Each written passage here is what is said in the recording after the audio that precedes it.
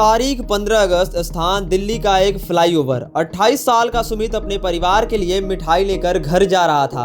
उसे पता नहीं था कि सड़क के बीचों बीच लटकता एक बारीक धागा उसका इंतजार कर रहा है। जैसे ही उसकी बाइक उस धागे के संपर्क में आई, पलक झपकते ही उसका गला कट गया। अस्पताल पहुंचने से पहले ही सुमित अपना दम तोड़ चुका था। सुमित एक ऐसा अकेला इंसान नहीं है जिसने मांझे की वजह से अपनी जान गंवा दी। हर साल भारत में दर्जनों ऐसे सुमित जैसे लोग हैं जो अपना दम सिर्फ इस मांझे की वजह से गंवा देते हैं। आसमान में उड़ती वो रंग बिरंगी पतंगे खुशी का प्रतीक होती हैं, लेकिन क्या आप जानते हैं कि इसी आसमान में मौत की एक अदृश्य डोर लटक रही है। एक ऐसी डोर जिसे हम आज चाइनीज मांझा के नाम से जानते हैं। इस डोर को चाइनीज मांझा कहा जाता है, लेकिन असलियत तो ये है कि ये पूरी तरीके से चाइनीज भी नहीं है और ना ही ये साधारण मांझा है। दरअसल ये चाइनीज मांझा नायलॉन और मोनोफिलामेंट से बना होता है।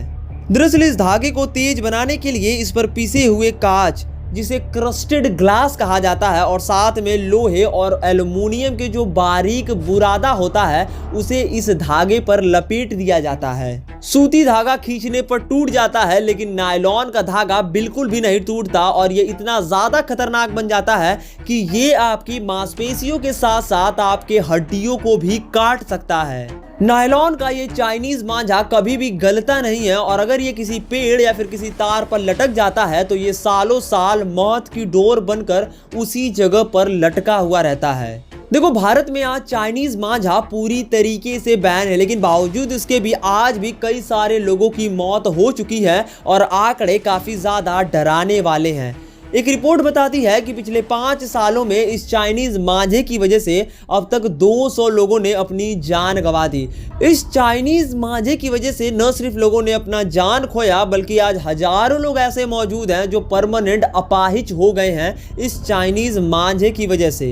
पेटा की एक रिपोर्ट बताती है कि दरअसल हर साल मकर संक्रांति के दिन हजारों पक्षी अपनी जान गंवा देते हैं। किसी का पंख टूट जाता है तो किसी के गर्दन में ये मांझा लपट जाता है और इसकी वजह से पक्षियों की भी मौत हो जाती है।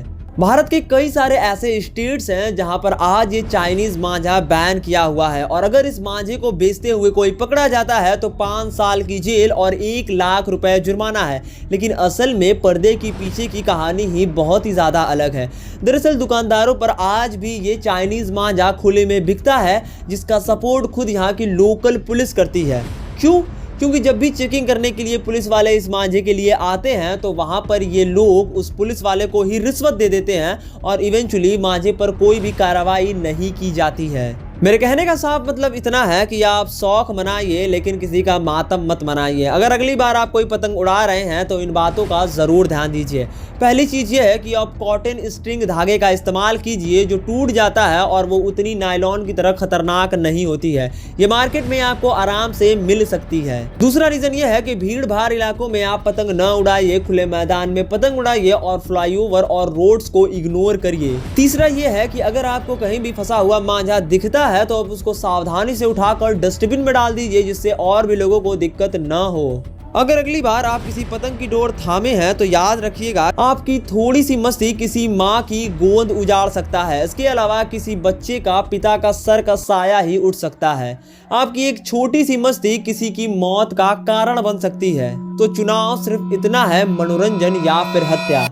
होप करता हूं आपको ये वीडियो अच्छा लगा होगा। अगर वीडियो अच्छा लगा तो वीडियो को लाइक कर दीजिए। मिलते हैं अगले वीडियो में। जय हिंद, जय भारत।